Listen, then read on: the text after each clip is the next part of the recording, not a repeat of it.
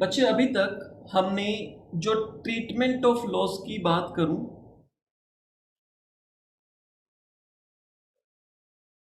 Consignment chapter में treatment of loss के लिए हमने डिस्कशन की थी कि ट्रीटमेंट ऑफ लॉस में एक तो हमें अबनॉर्मल लॉस होता है और एक हमें होता है नॉर्मल लॉस। और अभी तक जो हमने क्वेश्चन किए हैं वो अबनॉर्मल लॉस पर बेस्ड क्वेश्चन किए हैं। और अगर मैं और स्पेसिफिक करूं तो अबनॉर्मल लॉस भी 2 पॉइंट पर हो सकता है। कैसे? ये कंसाइनर है और ये कंसाइनी है। कंसाइनर मान लेते हैं रहता है महाराष्ट्र में और कंसाइनी मान लेते हैं रहता है यूपी में। कंसाइनर महाराष्ट्र में, कंसाइनी यूपी में। कंसाइनर ने कंसाइनी को गुड्स भेज दिए,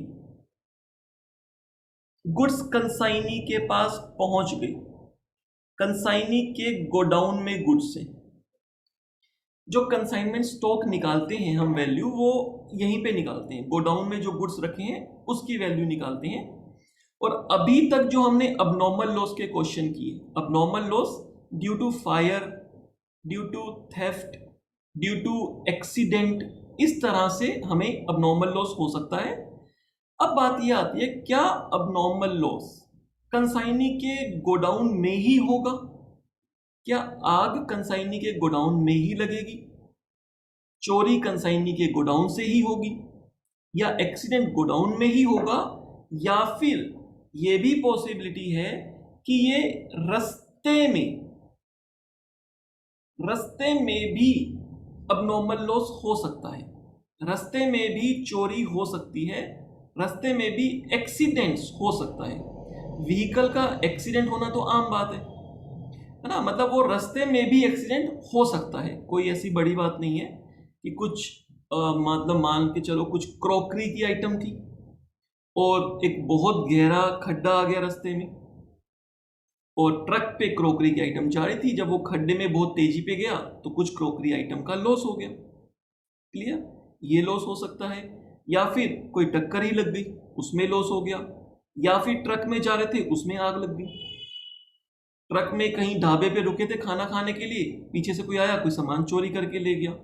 तो रास्ते में भी अबनॉर्मल लॉस हो सकता है, तो इसे कहा जाता है अबनॉर्मल लॉस इन ट्रांसिट। तो बच्चे ये लॉस हो गया इन ट्रांसिट, और मैं इसकी बात करूं तो ये हो गया लॉस इन गोडाउन। अभी तक जो हमने क्वेश्चन देख लिए हैं वो बेसिकली गोडाउन में लॉस जो हुआ उस पर बेस्ड थे। अगर क्वेश्चन में ट्रांजिट की बात नहीं बोलता तो हम यही मानेंगे कि जो लॉस हुआ वो गोडाउन में हुआ। क्वेश्चन में लॉस की बात बोल रहे, स्टोलन की, फायर की, एक्सीडेंट की, बट ये नहीं बता रहा कि ट्रांजिट का है, तो कहां का मानेंगे? गोडाउन का मानेंगे। लेकिन समटाइम्स क्लियरली क्वेश्चन में बता देगा कि ये ट्रांजिट में लॉस हुआ। अब ट्रांजिट में भी देखा जाए ना बच्चे, ट्रांजिट में भी सफर बहुत लंबा है। महाराष्ट्र से लेके यूपी तक का सफर पता नहीं कहां पर लॉस हुआ। बात आती है, क्वेश्चन माइंड में आता है, सर इससे क्या फर्क पड़ेगा अलग अलग मतलब रखने से? फर्क पड़ेगा बच्चे, क्योंकि मुझे अबनॉर्मल लॉस जो हुआ है उसकी वैल्यू कैलकुलेट करनी होती है। अबनॉर्मल लॉस जो गुड्स लॉस हुए हैं उसकी कॉस्ट कैलकुलेट करनी होती है। एक एग्जांपल लेके चलो, मान लो मैंने यहां से कोई भी 500 क्वांटिटी, कुछ भी गुड्स की 500 क्वांटिटी, आप एलईडी टीवी ले लो, एलईडी टीवीज की 500 क्वांटिटी कंसाइनर ने अपने पास से भेजी, सेंड की। रास्ते में कुछ मान लेते हैं चोरी हो गई, यहां पर आकर कहीं भी बीच में कुछ चोरी हो गई। कितना चोरी हो गया? मान लो कि 10 एलईडी टीवी चोरी हो गई। क्लियर? अब अगर 10 एलईडी टीवी चोरी हो गए रास्ते में, कंसाइनी के पास कितने टीवी पहुंचे होंगे? कंसाइनी के पास कितनी क्वांटिटी एलईडी टीवी पहुंचे होंगे? कंसाइनी कितनी क्वांटिटी रिसीव करेगा? अगर रास्ते में 10 का लॉस हो गया तो बच्चे कंसाइनी के पास 490 एलईडी टीवी ही पहुंचे होंगे, क्योंकि 10 का लॉस तो रास्ते में हो गया। अब अगर मैंने कंसाइनी को 490 रिसीव हुए तो कंसाइनी से मैं 490 का ही हिसाब ले सकता हूं, 500 का हिसाब नहीं मांग सकता। मैं कंसाइनी को ये नहीं कहूंगा कि मैंने तो 500 भेजे थे, 500 का हिसाब बताओ क्या क्या है। कंसाइनी कहेगा भैया मैंने 490 रिसीव किए हैं, तो मैं 490 का ही आपको हिसाब दे सकता हूं। इसमें से कितना सेल हो गया, कितना मेरे पास स्टॉक रखा हुआ है, या कितना कंसाइनी के गोडाउन में लॉस हो गया। ठीक है, तो ये दोनों पॉइंट अलग अलग है और क्वेश्चन में दोनों तरह के लॉस भी पॉसिबल है। कोई ऐसा थोड़ा ना कि थेफ्ट सिर्फ और सिर्फ ट्रांजिट में होगा, ट्रांजिट में हो गया तो गोडाउन में लॉस नहीं हो सकता। चोरी करने वाला चोर आएगा गोडाउन से लेने के लिए, वो सोचेगा अरे यार इसका तो रास्ते में चोरी हो गया, छोड़ो यहाँ पे क्या चोरी करना। रहम दिल चोर थोड़ना है। रास्ते में किसी और चोर ने चोरी कर लिया सामान, गोडाउन में पहुंचा तो वहां कोई और चोर ने चोरी कर लिया, या रास्ते में चोरी हुआ गोडाउन में आग लग गई, या रास्ते में आग लगी गोडाउन में चोरी हुआ, कुछ भी चीजें हो सकती हैं। दोनों जगह पर लॉस भी हो सकता है। अभी तक हमने सिर्फ एक जगह पर लॉस की बात की है, यानी गोडाउन में। अब हम बात करेंगे रास्ते में, ट्रांजिट। रास्ते में, ट्रांजिट मतलब रास्ता, रास्ते में लॉस हो गया तो क्या ट्रीटमेंट होगा। उसके बाद ऐसा क्वेश्चन भी देखेंगे दोनों जगह पर लॉस हुआ। क्लियर? एक चीज यहां पर ये समझ लो, जब रास्ते में लॉस हो गया तो अबनॉर्मल लॉस जो मुझे कैलकुलेट करना है वो कैलकुलेट जहां लॉस हुआ वहीं पर ही मुझे कैलकुलेट करना होगा। जो अबनॉर्मल लॉस की बच्चे वैल्यू आएगी वो वहीं पर ही कैलकुलेट करनी है जहां इसका लॉस हुआ। मतलब एक एग्जांपल लेके देखो, 500 गुड्स मैंने भेज दिए थे, 500 एलईडी टीवी, रास्ते में 10 चोरी हो गई और ये 500 टीवी डायरेक्ट कंसाइनी के गोडाउन तक नहीं पहुंचे, गोडाउन से कुछ किलोमीटर पहले कुछ बड़ा ट्रांसपोर्टेशन सिस्टम का एक डिपो था जहां पर गुड्स पहुंच गए। कंसाइनी को वहां से रिसीव करने थे, कंसाइनी वहां पर गया और जब वहां से उसने एलईडी टीवी रिसीव किए तो 10 तो चोरी हो गए थे, तो उसको 490 टीवी रिसीव हुए उस डिपो पर। वहां से वो अपने गोडाउन तक लेकर आया और जब अपने गोडाउन तक लेके आया तो रास्ते में उसने कुछ लोडिंग, अनलोडिंग, कुछ टैक्सीज, ड्यूटी वगैरह, फ्रेट पे किया। अब इस समय कंसाइनी ने जो खर्चा पे किया वो बचे हुए 490 एलईडी टीवी पर खर्च किया या फिर टोटल 500 एलईडी टीवी पर खर्च किया। ये क्वेश्चन आते हैं कि जो कंसाइनी ने आगे चल के नॉन रिकरिंग एक्सपेंडिचर किए वो किस पर किए होंगे, जितने एलईडी टीवीज कंसाइनी ने रिसीव किए होंगे। ऑब्वियस सी बात है, इस पर किए होंगे।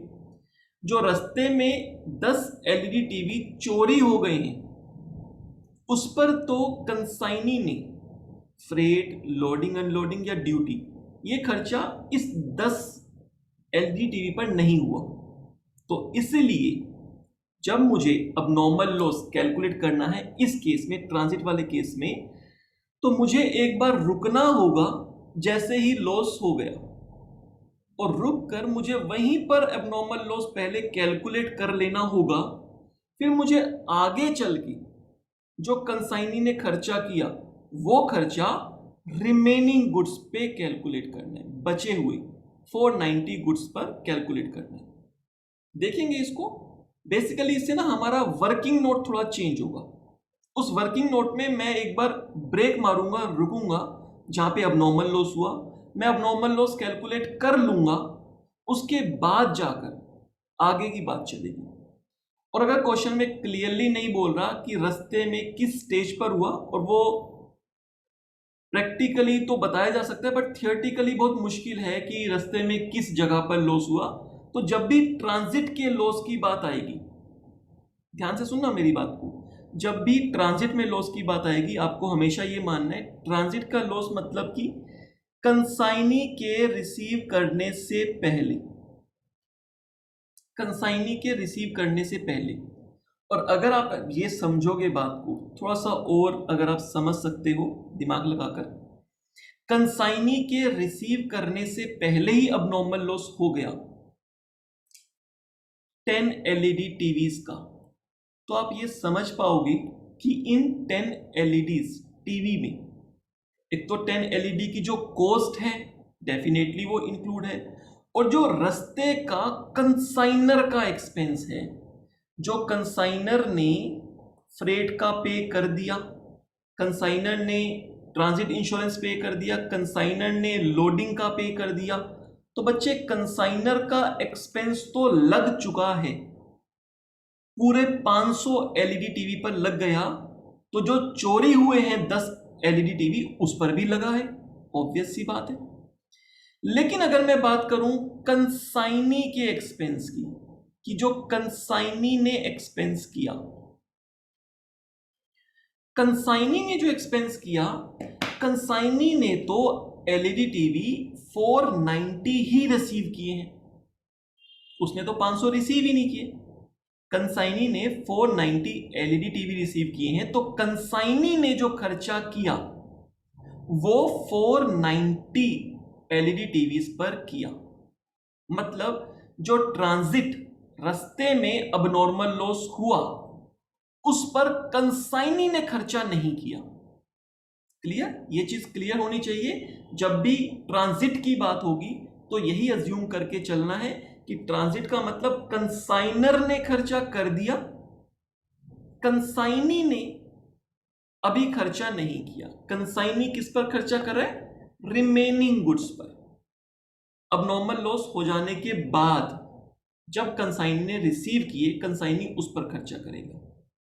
तो यहां पर क्या होगा, जब मैं अबनॉर्मल लॉस की कैलकुलेशन करूंगा, अगर आपने लास्ट क्वेश्चन देखा होगा या उससे पहले भी मैं और क्वेश्चन भी करा चुका हूं अबनॉर्मल लॉस पर, तो जो मैं वर्किंग नोट बनाता हूं वैल्यूएशन ऑफ कंसाइनमेंट स्टॉक का, तो कंसाइनर के एक्सपेंस भी ऐड करता हूं और कंसाइनी के एक्सपेंस भी नॉन रिकरिंग ऐड करता हूं, और उसके बाद टोटल वैल्यू, क्योंकि वो गोडाउन तक पहुंच चुके हैं, गोडाउन की वैल्यू निकालता हूं और फिर उसके बाद मैं अबनॉर्मल लॉस कैलकुलेट करता हूं। पहले गोडाउन पहुंचने तक की वैल्यू निकाल लेता हूं, गोडाउन पहुंच गए, अब अबनॉर्मल लॉस की वैल्यू निकालता हूं, क्योंकि वहां अबनॉर्मल लॉस गोडाउन में हुआ था, यहां पर अबनॉर्मल लॉस गोडाउन में नहीं हुआ, तो यहां तो पहले ही हो गया।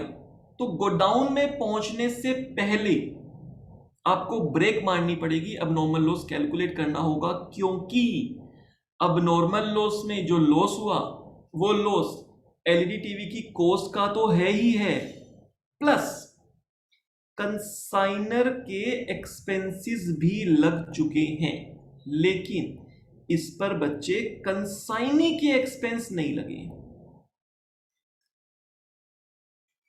अगर ट्रांजिट में रास्ते में लॉस हो गया तो वो जो रास्ते का लॉस हुआ है उसकी मुझे वैल्यूएशन करनी है कि कितना लॉस हुआ।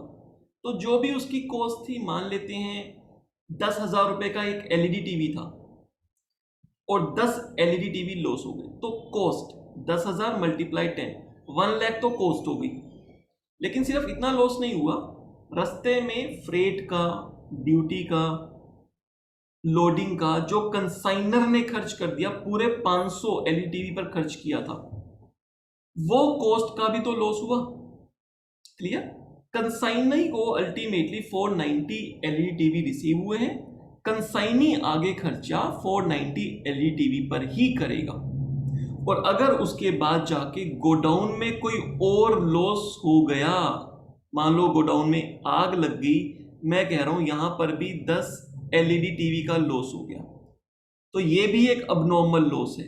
लेकिन जब इस अबनॉर्मल लॉस का मैं वैल्यूएशन करूंगा तो मुझे क्या करना होगा, इस 10 एलईडी टीवी की कॉस्ट प्लस कंसाइनर अपना खर्चा कर चुका, क्योंकि बच्चे कंसाइनी के गोडाउन में पहुंच गए ना, तो रस्ते का कंसाइनर खर्चा कर चुका और रस्ते का कंसाइनी भी खर्चा कर चुका है, तभी तो वो गोडाउन में पहुंचे। तो दोनों स्टेज पर, ट्रांजिट पर एंड गोडाउन में, दोनों स्टेज पर अबनॉर्मल लॉस की वैल्यूएशन में डिफरेंस आ जाता है। क्लियर? तो ये आपको समझना है। Loss are recorded on cost, बिल्कुल कॉस्ट पे रिकॉर्ड होगा। कॉस्ट का मतलब होता है जो उसकी बेसिक कॉस्ट है जब कंसाइनर के पास से चला, रस्ते का जो खर्चा होता है वो कॉस्ट में ऐड हो जाता है, गोडाउन में जब पहुंचता है तो उसकी कॉस्ट चेंज हो जाती है। क्लियर? जैसे कि ये एग्जांपल लो, अगर बात कॉस्ट की ही हो रही है तो एक बार आप ये वाला एग्जांपल लो। अभी जो हमने लास्ट क्वेश्चन किया था तो उसमें अगर आप देखोगे तो लास्ट क्वेश्चन में, ये मैं हर क्वेश्चन में वर्किंग नोट बनाते हुए बोलता ही बोलता हूं, ये जो वर्किंग नोट था मेरा स्टॉक और अबनॉर्मल लॉस का, बच्चे ये भी कॉस्ट है, लेकिन ये कॉस्ट कहां पर है? कंसाइनर को ये कॉस्ट पड़ी, कॉस्ट ऑफ गुड्स सेंट। जो रस्ते का खर्चा हुआ उसको ऐड कर दिया तो ये भी कॉस्ट है, दोनों ही तो कॉस्ट है।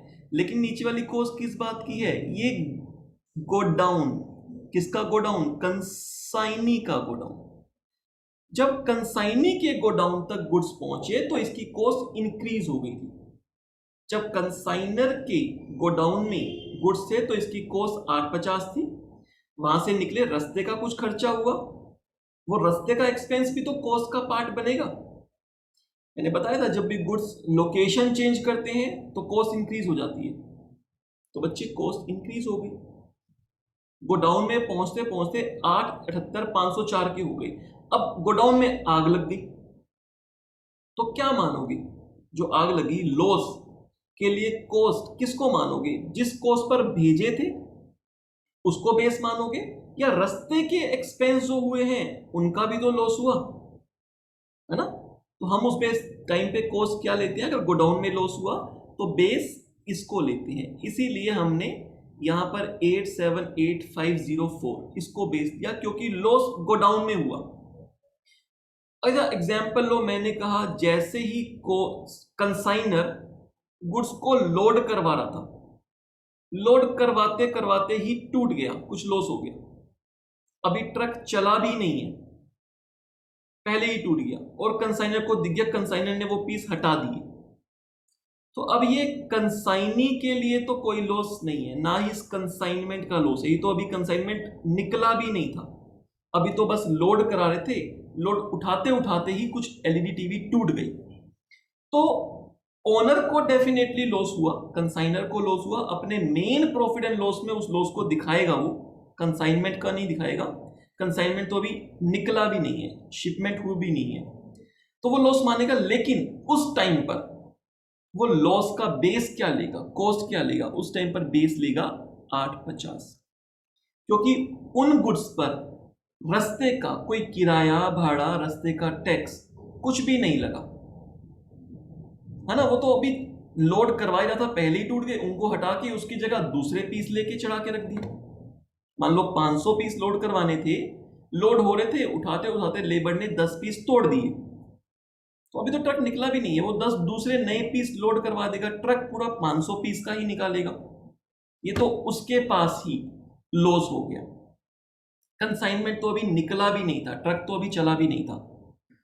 वो अपनी अगर कॉस्ट निकालना चाहेगा तो रस्ते का, कंसाइनर का या कंसाइनिंग का एक्सपेंस क्यों ऐड करेगा? कर ही नहीं पाएगा। क्लियर? तो बेसिकली ये दो स्टेजेस होती हैं, एक रस्ते में ट्रांजिट और एक गोडाउन में। तो यहां पर अबनॉर्मल लॉस कैलकुलेट जो करते हैं वो डिफरेंट अमाउंट्स आते हैं, और डिफरेंट क्यों हो जाते हैं?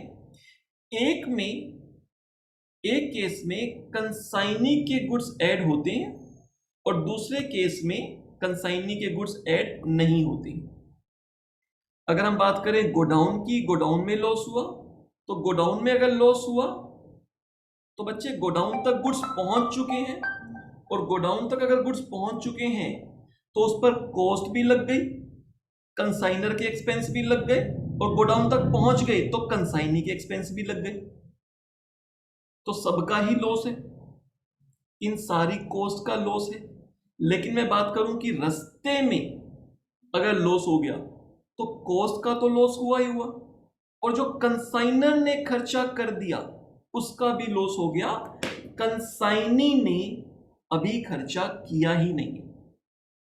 अगर मैं बात करूं जो रास्ते में थेफ्ट हो गए थे 10 एलईडी टीवी, इस पर कंसाइनी ने अभी अपना खर्चा किया ही नहीं।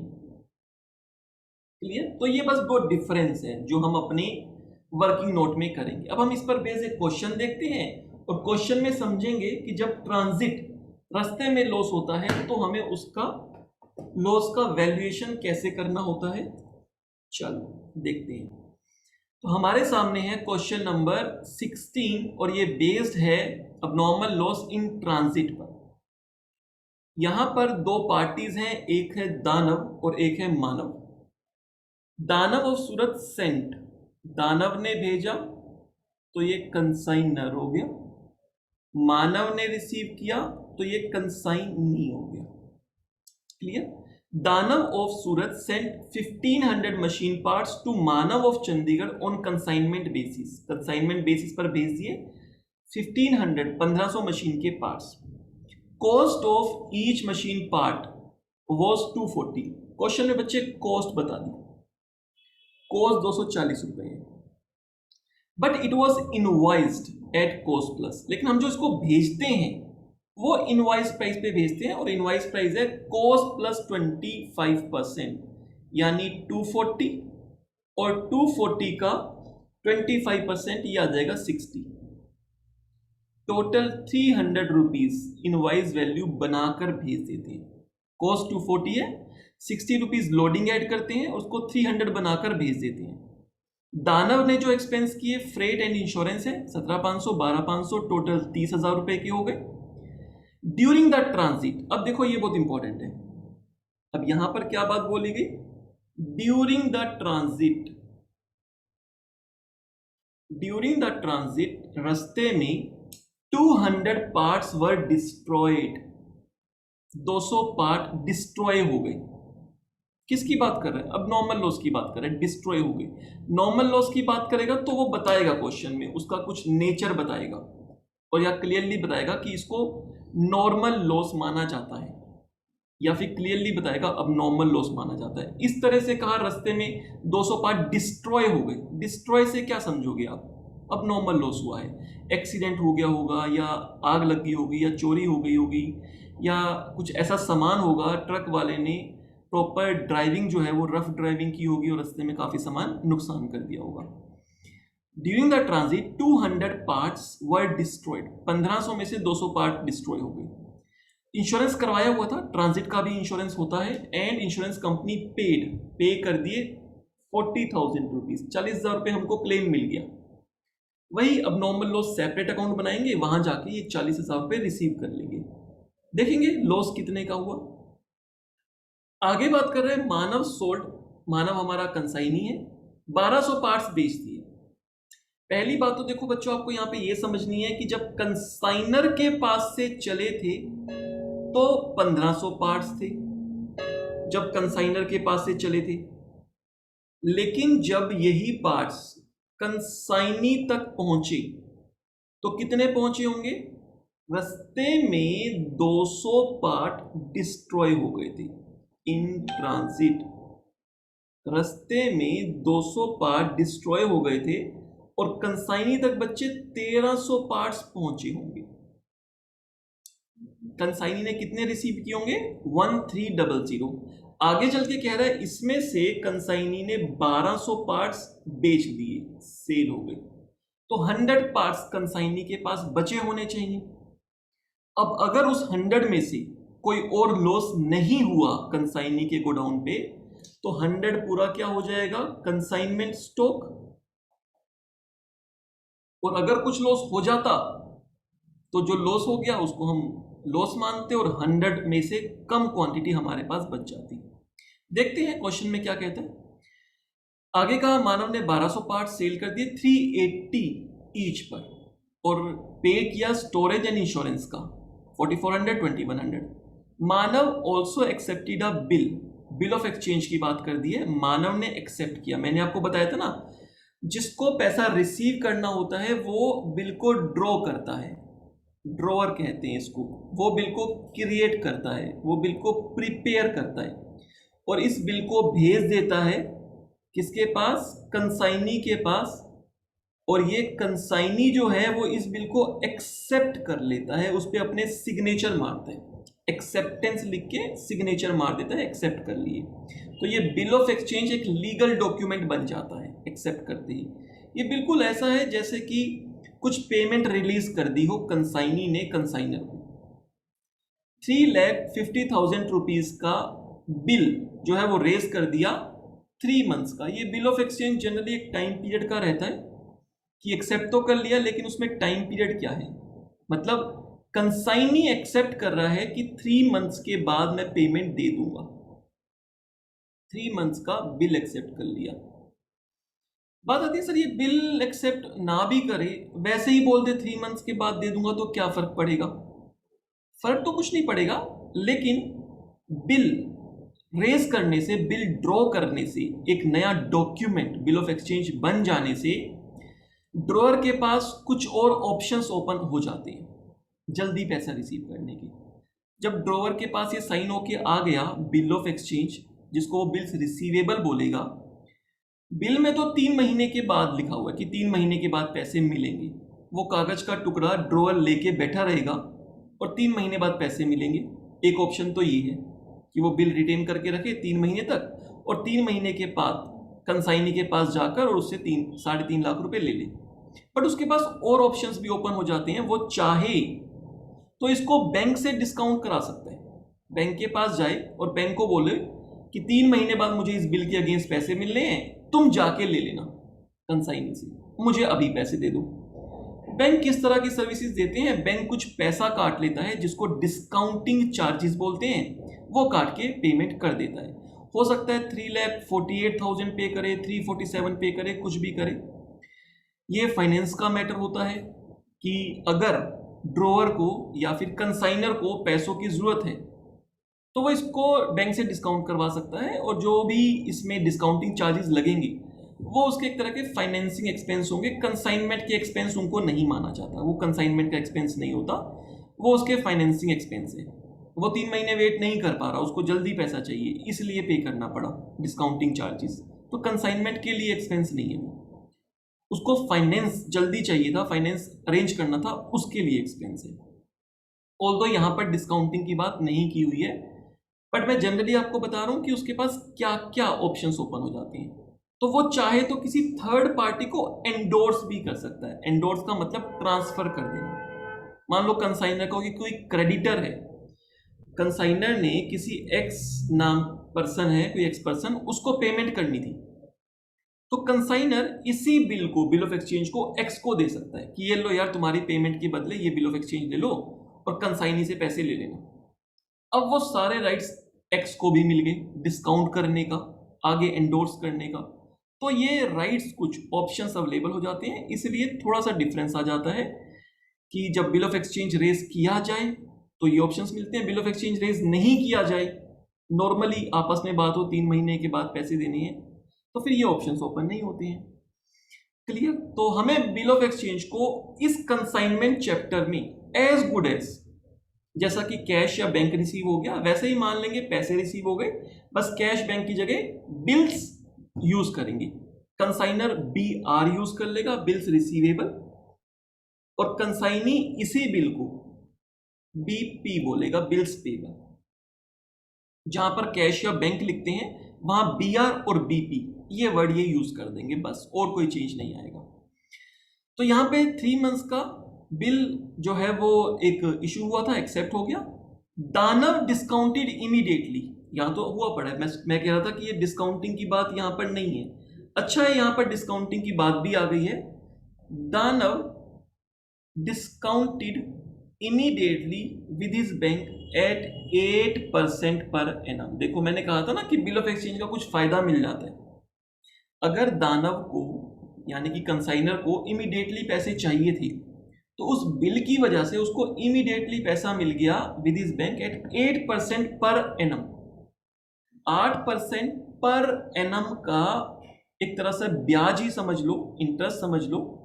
8% पर एनम, बैंक ने कहा हम 8% पर एनम के हिसाब से पैसे लेंगे। पर एनम का मतलब पूरा साल, एनुअली 12 महीने का टाइम। लेकिन यहां पर बिल ऑफ एक्सचेंज तो 3 महीने का है। बैंक को 3 महीने के बाद मानव के पास जाके इस बिल के अगेंस्ट पैसे मिल जाएंगे। तो पूरा 1 साल के लिए मैंने बैंक से डिस्काउंट नहीं कराया, 3 महीने के टाइम पीरियड के लिए डिस्काउंट हुआ। तो अकॉर्डिंगली रेट ऑफ इंटरेस्ट भी 3 महीने का कैलकुलेट होगा। 3,50,000 रुपए पर 8% बनता है 28,000 रुपए। लेकिन ये 28,000 रुपए 12 महीने का है, हमें कैलकुलेट करना होगा 3 महीने का। तो 3 महीने का जो निकलेगा वो आएगा 7,000 रुपए। कंसाइनर को 7,000 रुपए एक तरह से डिस्काउंट अलाउ करना पड़ा, देना पड़ा डिस्काउंट। उसको पूरे 350 नहीं मिले, उसको 3,43,000 रुपीज मिल गए होंगे बैंक से कैश करवाने पर। 7,000 रुपए उसको बैंक को एक तरह से पे करने पड़े जल्दी पैसा लेने के लिए। तो ये 7,000 रुपए का जो खर्चा है, इस 7,000 रुपए के खर्चे को हम कंसाइनमेंट का एक्सपेंस नहीं मानेंगे, ये ध्यान रखना। ये कंसाइनमेंट का खर्चा नहीं है, क्योंकि जो बिल दिया गया वो 3 महीने का दिया गया। कंसाइनर इसको रिटेन करके रख सकता था और 3 महीने बाद जाके मानव से 3.5 लाख रुपए ले लेता। कोई 7,000 रुपए का खर्चा नहीं होता। ये 7,000 का खर्चा कंसाइनर को जल्दी पैसा अरेंज करने के लिए करना पड़ा। तो उसके लिए ये एक फाइनेंसिंग एक्सपेंस है। तो ये कंसाइनमेंट का खर्चा नहीं है, ये उसके बिजनेस के लिए नॉर्मल एक फाइनेंसिंग एक्सपेंस है। तो उसके मेन प्रॉफिट एंड लॉस का ये खर्चा माना जाएगा। ऐसे कहीं भी कितने भी बिल उसके पास आए हुए हैं, या तो वो रिटेन करके रखे, वेट कर ले, कंसाइनमेंट में कोई खर्चा नहीं होगा, बिल डिस्काउंटिंग चार्जेस नहीं लगेंगे। बट अगर वो चाहता है इमीडिएटली पैसे, तो वो उसकी चाहत पर है, उसने चूज किया कि मुझे इमीडिएटली पैसा चाहिए, और इमीडिएटली पैसा चाहिए। तो ये कंसाइनमेंट का खर्चा नहीं है, ये खर्चा उसका अपनी फाइनेंस कॉस्ट है।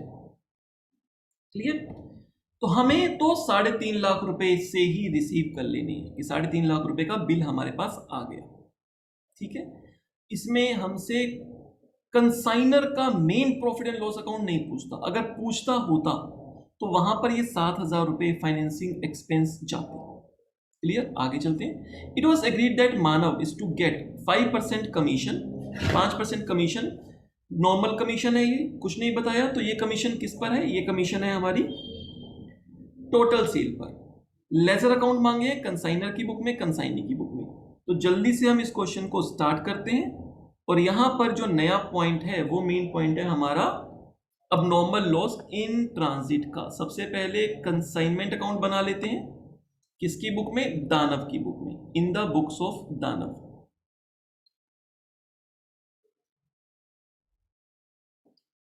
दानव यहां पर कंसाइनर है, तो दानव की बुक्स में हम बना लेते हैं। ये था क्वेश्चन नंबर आई थिंक 16 है।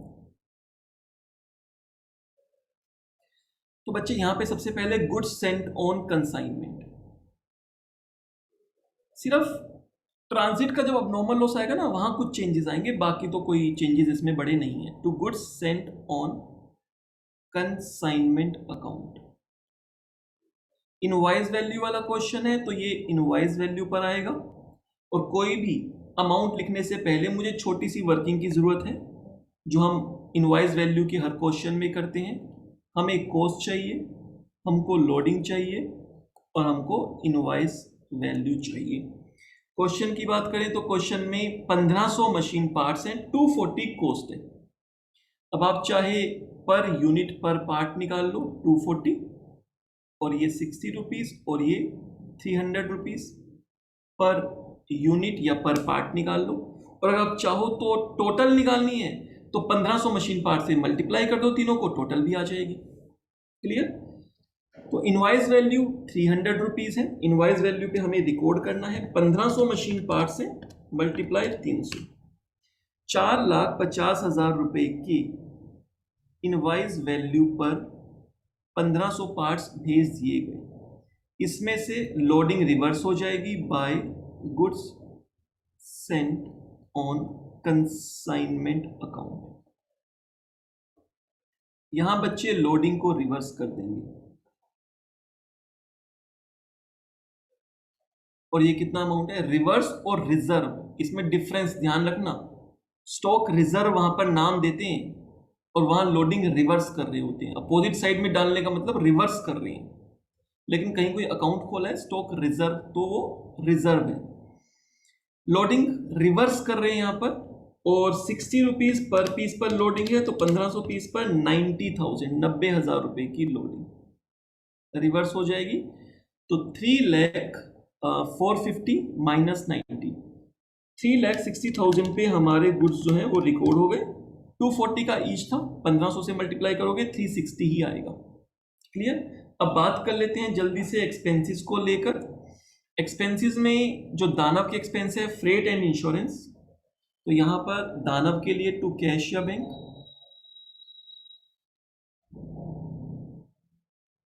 ये किसके एक्सपेंस है, ये कंसाइनर के एक्सपेंस है, फ्रेट है एंड इंश्योरेंस है।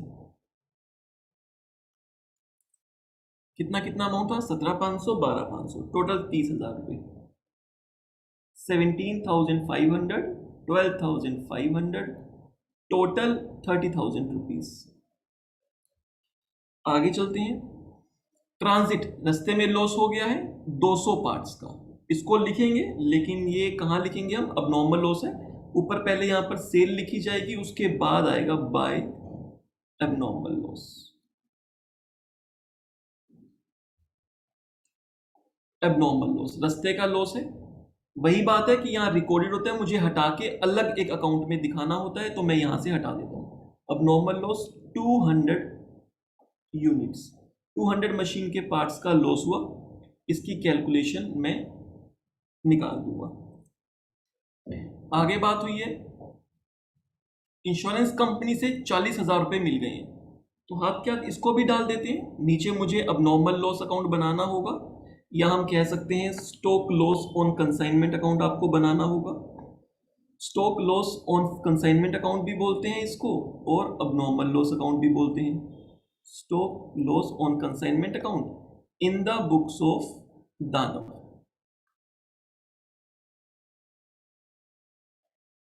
क्लियर। और यहां पर बात हुई है कि हमें इंश्योरेंस कंपनी से पैसे मिल गए बाय कैश या बैंक अकाउंट, और ये क्या है, इंश्योरेंस क्लेम है, हमें इंश्योरेंस क्लेम मिल गया। कितना अमाउंट का इंश्योरेंस क्लेम मिल गया, हमें मिल गया 40,000 रुपीज का, 40,000 रुपए का इंश्योरेंस क्लेम मिल गया। कंसाइनमेंट अकाउंट में ना तो अब नॉर्मल लॉस जाता है, ना ही इंश्योरेंस क्लेम जाता है। ये दोनों चीजें कहां आती हैं, अब नॉर्मल लॉस अकाउंट में या stock loss on consignment account में आती है। इसलिए वहां से अब नॉर्मल लॉस हटा रहा हूं मैं। कई बच्चे कंफ्यूज हो जाते हैं, सर वहां हम अब नॉर्मल लॉस दिखा रहे हैं, बच्चे दिखा नहीं रही। लॉस दिखाना होता तो डेबिट में जाता, लॉस एक्सपेंस डेबिट में जाते, ऑलरेडी वहां पर है goods sent on consignment account में, यहां पर ये ऑलरेडी है, मैं तो सिर्फ इसको हटा रहा हूं।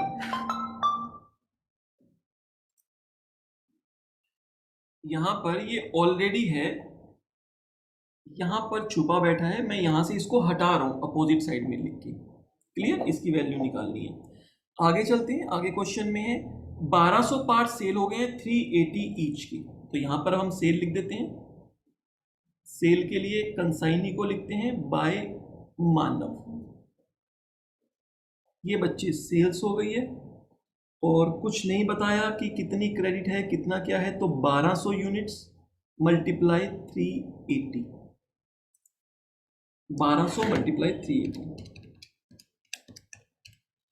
4,56,000 रुपए, 4,56,000 रुपीज।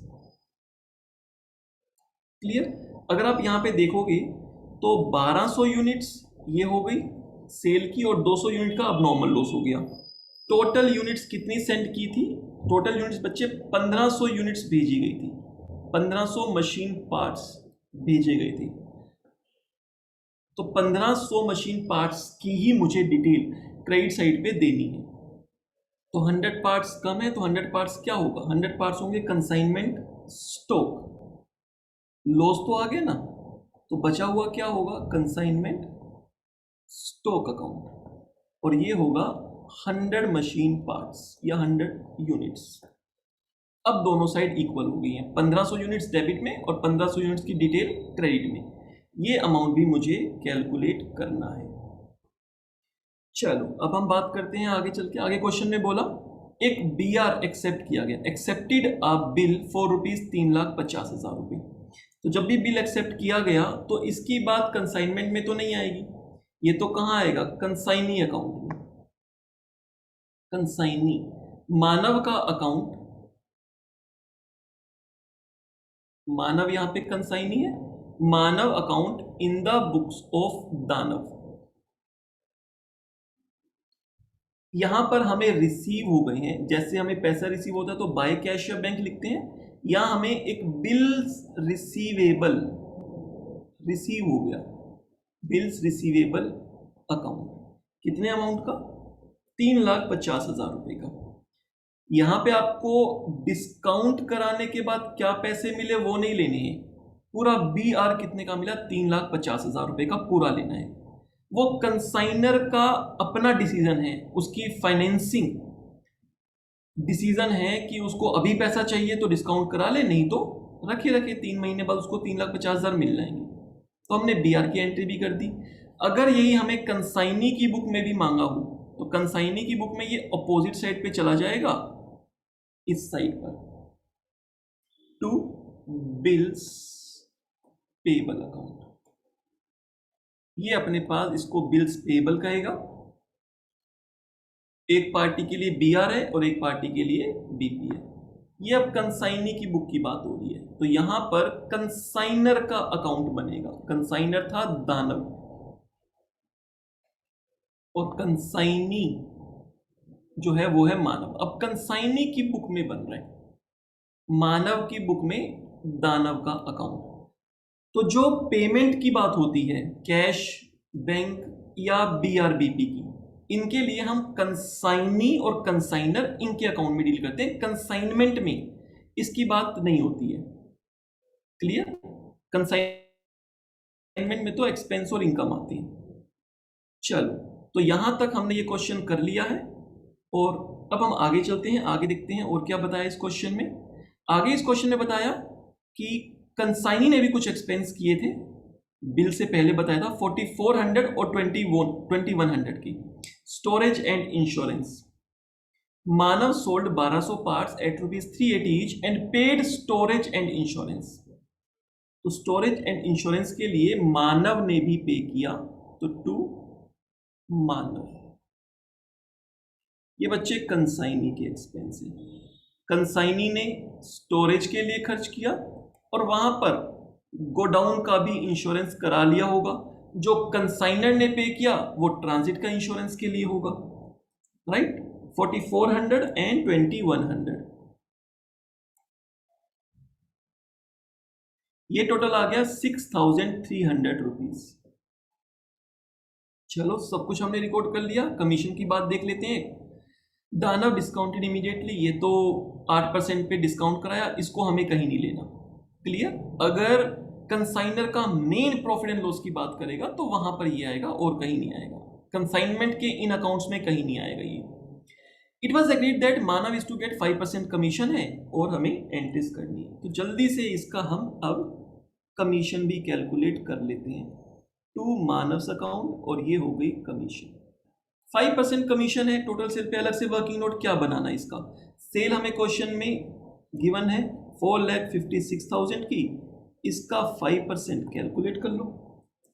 इसका अलग से वर्किंग नोट क्या बनाना? एक ही कमीशन है, 5% ग्रोस सेल पे है, तो यहीं पे ही कैलकुलेट कर लो। 4,56,000 रुपए जो सेल थी, इसका 5% 22,800 रुपए की कमीशन। कमीशन का काम तो हो गया।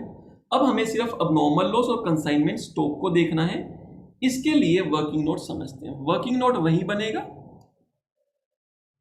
लेकिन यहां पर आपको समझना है ये लॉस ट्रांजिट में हुआ था, अब नॉर्मल लॉस ट्रांजिट का निकलेगा।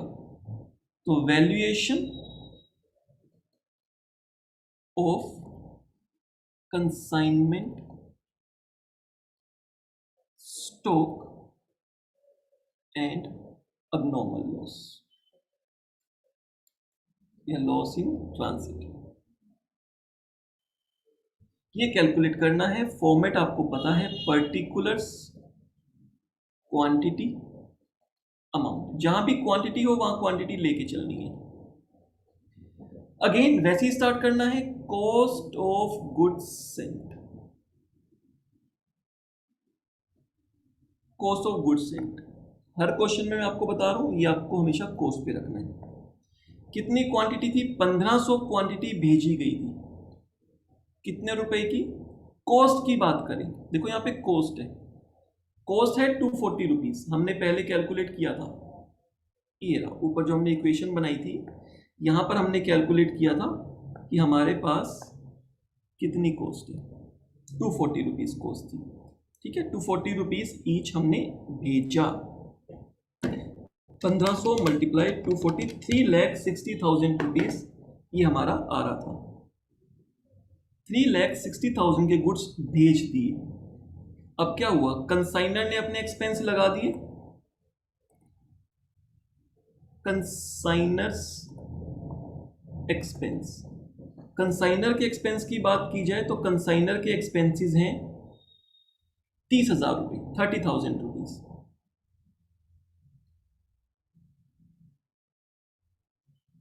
अब वैसे तो हमारे पास क्या आता था, अगर आप समझोगे, देखो अब समझने का पॉइंट है यहां पे, सब बच्चे थोड़ा सा अटेंशन देके ध्यान से समझना। अगर यहां पर अबनॉर्मल लॉस गो डाउन में हुआ होता तो बच्चे पहले ही कंसाइनी के एक्सपेंस भी लग गए होते, लेकिन कंसाइनी के एक्सपेंस लगने से पहले लॉस हो गया। मैंने आपको यहां पर डायग्राम बना के दिखाया है, आप यहां पर ये देख रहे होगे। तो जब मैंने आपको ये बनाया तो मैंने आपको कहा लॉस कहां हो गया? ट्रांजिट में। ट्रांजिट में अबनॉर्मल लॉस की वैल्यू निकालनी है, और ट्रांजिट का मतलब कंसाइनी के रिसीव करने से पहले।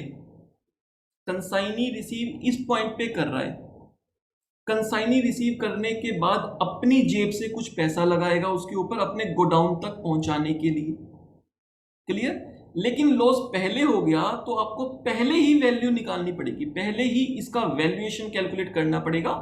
तो यहां देखो मैंने लिखा, जब ट्रांजिट में लॉस होगा तो कॉस्ट और कंसाइनर के एक्सपेंस ये दोनों ऐड हो जाएंगे और ये बन जाएगी टोटल कॉस्ट। इसके बेस पर अबनॉर्मल लॉस का आप वैल्यूएशन करोगे। कंसाइनी के एक्सपेंस तो आए ही नहीं है, क्यों अननेसेसरी कंसाइनी के एक्सपेंस ऐड करें हम अबनॉर्मल लॉस में? गो डाउन में होता तो डेफिनेटली कंसाइनी के एक्सपेंस लग चुके हैं। देखो इंश्योरेंस कंपनी वाला इंश्योरेंस भी देगा तो वो भी देखेगा ना कितना लॉस हुआ। अच्छा इतनी कॉस्ट के एलईडी टीवी था, रास्ते में भेजा, कुछ और खर्चा हो गया, ठीक है। हम कहें कंसाइनी ने कुछ खर्चा किया, वो कहेगा अरे कंसाइनी ने तो बाद में खर्चा किया, आग तो पहले लग चुकी है, चोरी तो पहले हो चुकी है। तो हम तो उस पॉइंट पे लॉस देखेंगे ना कितना हुआ। तो कंसाइनर का एक्सपेंस लगाने के बाद आपको ब्रेक मारनी पड़ेगी कंसाइनी का एक्सपेंस लिखने से पहले, यहां पर रुकना पड़ेगा, क्योंकि यहीं पर ही आपका अबनॉर्मल लॉस हो गया। मुझे यहां अबनॉर्मल लॉस कैलकुलेट करना होगा। और कैसे करेंगे अबनॉर्मल लॉस कैलकुलेट? अब बात करें सिर्फ कंसाइनर का एक्सपेंस ऐड कर दें तो 1500 मशीन पार्ट्स जब रस्ते में थे, कंसाइनर का एक्सपेंस लग गया रस्ते में उसकी कॉस्ट क्या हो गई थी? 3,60,000 तो एलईडी की बेसिक कॉस्ट थी, लेकिन रस्ते का कंसाइनर का एक्सपेंस लगा, इंश्योरेंस का, फ्रेट का, तो इसकी कॉस्ट बढ़ के 3,90,000 हो चुकी थी जब रस्ते में ट्रक जा रहा था। रस्ते में जब तक सिर्फ कंसाइनर के एक्सपेंस लगे थे तब तक इसकी कॉस्ट 390 बन गई थी।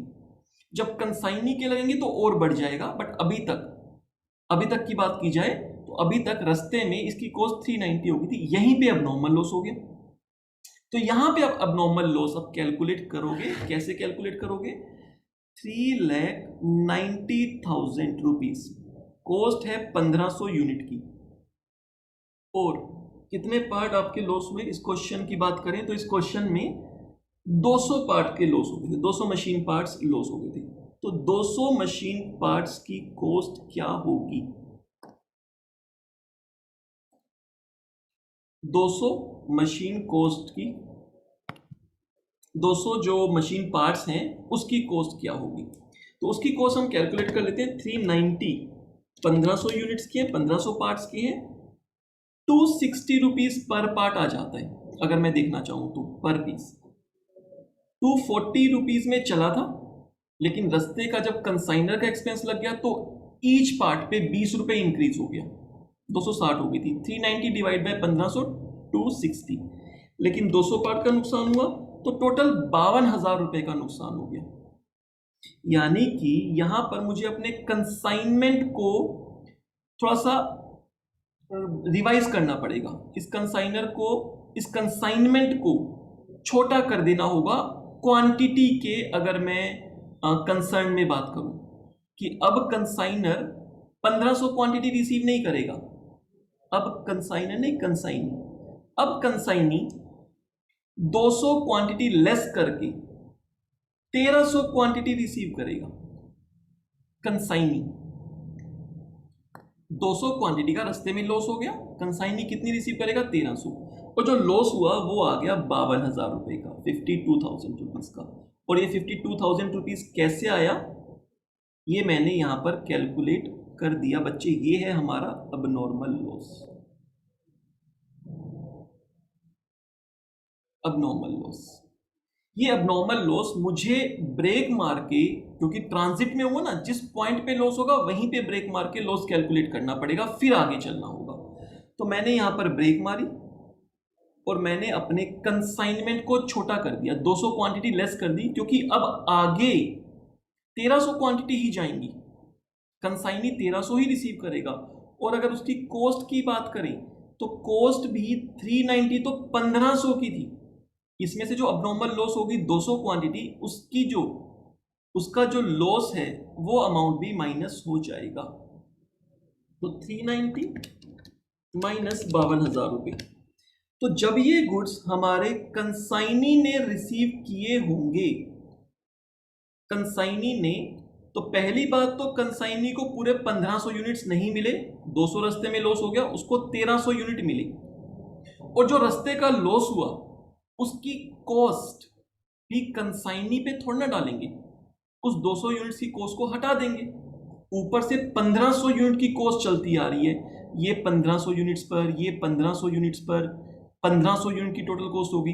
जब कंसाइनी रिसीव करेगा तो कंसाइनी को हम कम क्वांटिटी देंगे, तो हम उसके लिए कम कॉस्ट भी उसके लिए कम हो जाएगी कि 200 क्वांटिटी रास्ते में लॉस होगी, तो उसके 52,000 रुपए हमने हटा दिए। तो अभी तक के लिए आपको जो हम कॉस्ट दे रहे हैं वो है 1300 क्वांटिटी, और 1300 क्वांटिटी के लिए 3,38,000 रुपए। आपका एक वर्किंग नोट कंप्लीट हो चुका है, यानी कि हमें अबनॉर्मल लॉस चाहिए था, अबनॉर्मल लॉस कैलकुलेट हो चुका है। ट्रांजिट में है तो ट्रांजिट में 200 यूनिट्स का ट्रांजिट का निकाले। देखो मैंने क्या किया, ट्रांजिट के लिए जो मेरे गुड्स की बेसिक कॉस्ट थी वो, और उसमें ऐड कर दिए कंसाइनर के एक्सपेंस। ट्रांजिट में ना कंसाइनर के एक्सपेंस लग गए हैं, और उसके बेस पर जो प्राइस निकला उस पर मैंने अबनॉर्मल लॉस कैलकुलेट कर लिया कि 390 जो खर्चा है कॉस्ट प्लस कंसाइनर के एक्सपेंस, ये 1500 पार्ट्स का है, मशीन पार्ट्स का, तो 200 मशीन पार्ट्स का क्या होगा, 52,000 रुपए निकल के आ गए। तो ये 52,000 रुपए का मेरा अबनॉर्मल लॉस कैलकुलेट हो गया। पहला काम यहां पर हो चुका है, 52,000 रुपीज। जब रास्ते में ट्रांजिट में लॉस होता है तो इस तरीके से वर्किंग नोट में भी हमें ब्रेक मारनी पड़ती है, कॉस्ट कंसाइनर के एक्सपेंस लगे और रास्ते में अबनॉर्मल लॉस हो गया तो ब्रेक मारो, पहले लॉस कैलकुलेट करो फिर आगे बढ़ो। अब कंसाइनी को रिसीव हुए 1300 यूनिट्स, तो अब कंसाइनी को अगर 1300 यूनिट्स हुए, अब मुझे क्लोजिंग स्टॉक की तरफ बढ़ना है। अब मैं कंसाइनी के एक्सपेंस ऐड करूंगा। कौन से? नॉन रिकरिंग एक्सपेंस, वही नॉन रिकरिंग।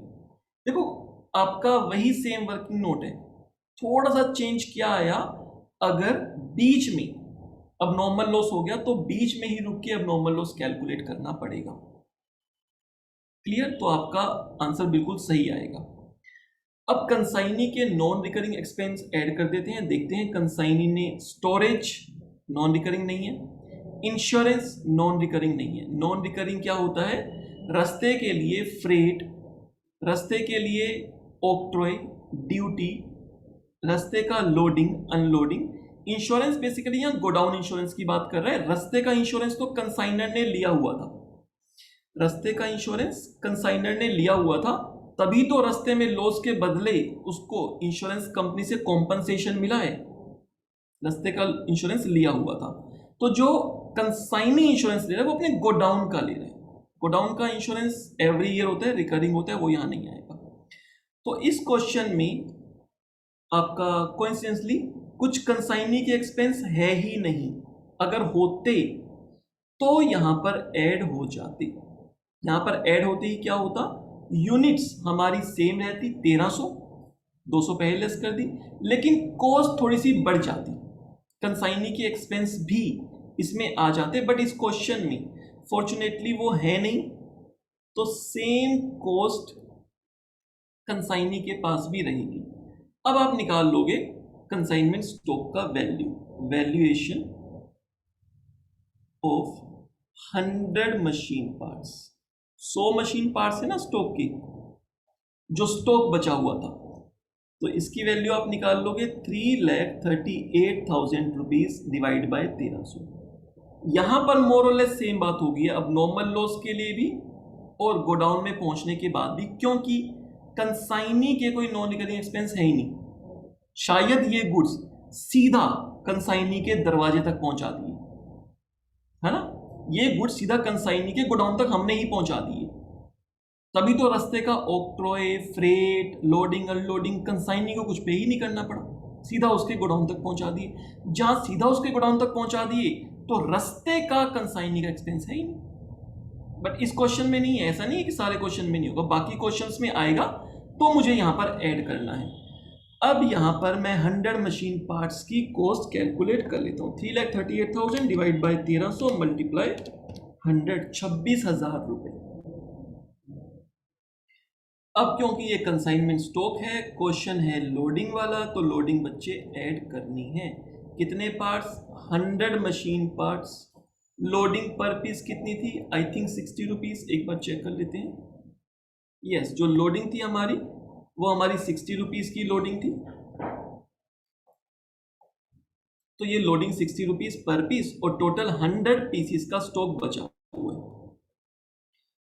तो अगर मैं अमाउंट की बात करूं तो 6,000 रुपये मेरे पास लोडिंग के ऐड हो जाएंगे, 6,000 रुपीज। और ये 6,000 रुपीज को बाद में आपको रिवर्स भी करना है। 26 और 6 32,000 रुपये का total consignment stock including loading. तो 6,000 रुपये तो आपको रिवर्स भी करने हैं, यहां पर रिवर्स कर दो 6,000 रुपये to stock reserve, loading on stock. ये रिवर्स नहीं लिखा मैंने, रिजर्व लिखा है, स्टॉक रिजर्व अकाउंट, ठीक है। 6,000 रुपये और टोटल 32,000 रुपये मेरे को कंसाइनमेंट स्टॉक लेना है। तो यहां पर जो एक पॉइंट था ट्रांजिट वाला, उसमें बस आपको ये समझना है कि जब आप वैल्यूएशन ऑफ क्लोजिंग स्टॉक का वर्किंग नोट बनाओगे तो वहां पर आपको कंसाइनर के एक्सपेंस ऐड करने के बाद ब्रेक मारनी है, रुक जाना है। कंसाइनमेंट को क्वांटिटी वाइज छोटा कर देना है, क्वांटिटी वाइज 1500 माइनस 200 करके अब 1300 गुड्स का कंसाइनमेंट बन गया। 1500 से 1300 का हो गया, छोटा हो गया कंसाइनमेंट। और वैसे मैं वर्किंग की बात करूं, वर्किंग के केस में तो थोड़ा सा बड़ा हो गया कंसाइनमेंट, क्योंकि बीच में अब नॉर्मल लॉस और आ गया। पहले सीधा कंसाइनी एक्सपेंस आप लिख देते थे, अब पहले अब नॉर्मल लॉस की बात करनी है जिसको लेस करना है। तो रुक के क्वांटिटी का अमाउंट का टोटल करना है और उस टोटल से आपको अबनॉर्मल लॉस की वैल्यूएशन कर देनी है। यहां पर अब मैं अपने पास कंसाइनमेंट स्टॉक को टोटल कर सकता हूं। क्रेडिट साइड का टोटल देख लेते हैं एक बार कितना आएगा। 90,000 प्लस 4,56,000 प्लस 52,000 प्लस 32,000, 6,30,000 रुपए क्रेडिट साइड का। और बात करते हैं डेबिट साइड की, 450 30,000, 6,300 रुपीज, 22,800 रुपीज, 6,000 रुपीज, 5,15,100। क्लियर? तो 6,30,000 रुपए यहां पर आ गया। और उसके बाद हमारा जो डिफरेंस आ गया वो बच्चे हो गया हमारे पास profit and loss statement account, और ये हमारा प्रॉफिट हो गया कंसाइनमेंट।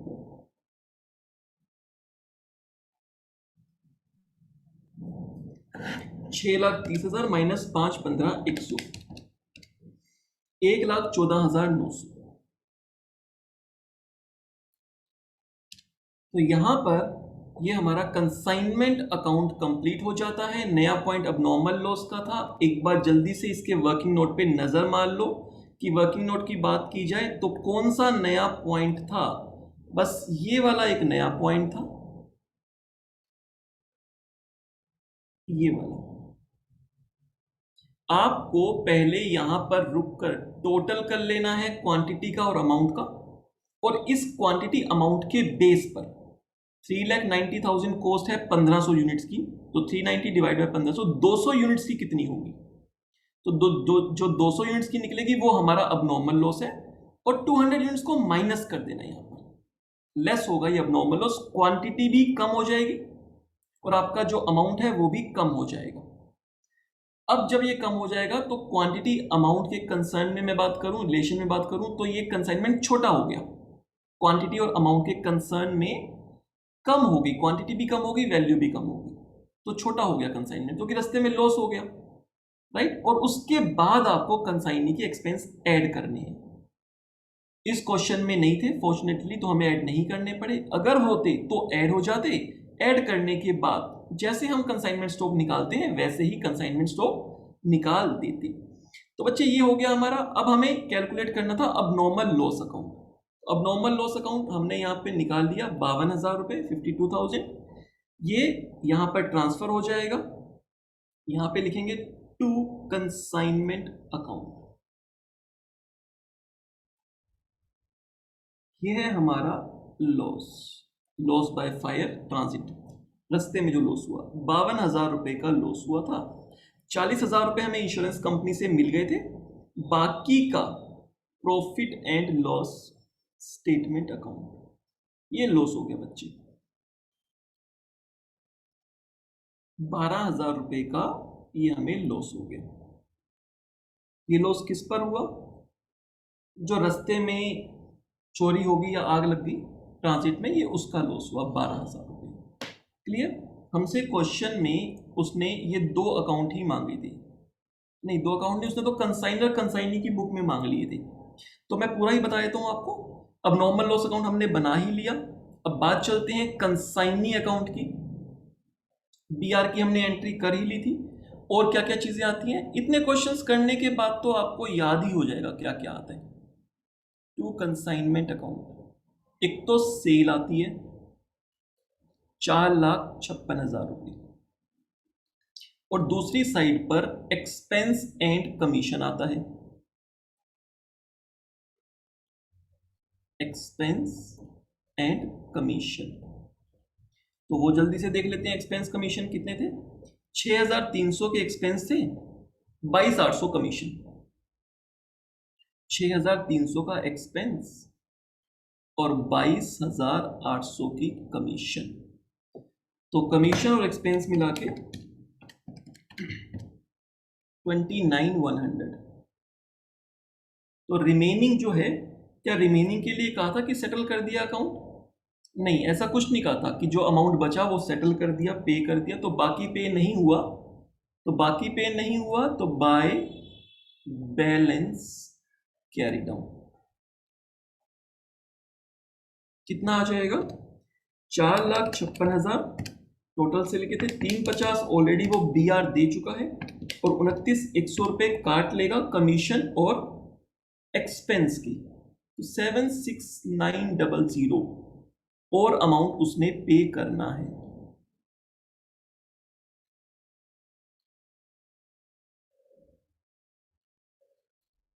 क्लियर? तो ये कंसाइनी अकाउंट बन गया। अगर मैं बात करूं कंसाइनी की बुक में, तो वही वाले अमाउंट्स यहां पर आ जाएंगे, बट यस रिवर्स साइड पे आएंगे। जो मेरे पास 4,56,000 की सेल थी वो यहां पर आ जाएगी, राइट? और जो मेरे पास कमीशन और उसके एक्सपेंस थे 29,100 के टोटल, कमीशन और एक्सपेंस 6,300, 22,800,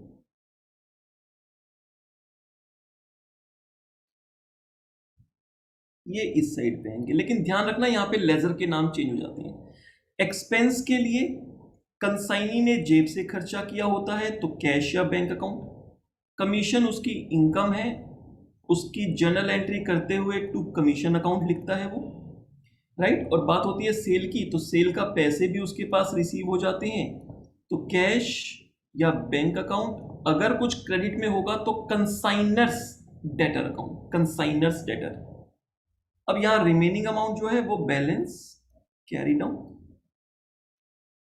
और बैलेंस अमाउंट क्या होगा जो हमने ऊपर कैलकुलेट किया है वही 7,69,00।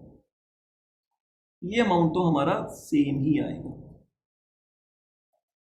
तो ध्यान रखना जब बुक्स चेंज हो जाती हैं, कंसाइनर की बुक से कंसाइनी की बुक्स पे हम पहुंच गए हैं, तो डेफिनेटली लेजर्स के नाम चेंज हो जाएंगे। ये अमाउंट सेम रहेगा 76,900। तो यहां पर ये क्वेश्चन हमारा कंप्लीट हो जाता है। मेन बच्चे हमारा कंसाइनमेंट अकाउंट ही होता है, कंसाइनमेंट अकाउंट एंड उसके वर्किंग नोट, वो बन जाए तो बाकी अकाउंट्स तो कुछ भी नहीं है। बाकी अकाउंट्स तो बहुत ही छोटी चीज है, कॉपी पेस्ट हो जाती है। तो इस क्वेश्चन में जो जरूरी चीज थी वो हमारी थी अबनॉर्मल लॉस इन ट्रांजिट की, जो मैंने आपको करवा दिया। क्लियर है? तो यहां पर हमारा क्वेश्चन नंबर 16 भी कवर हो जाता है।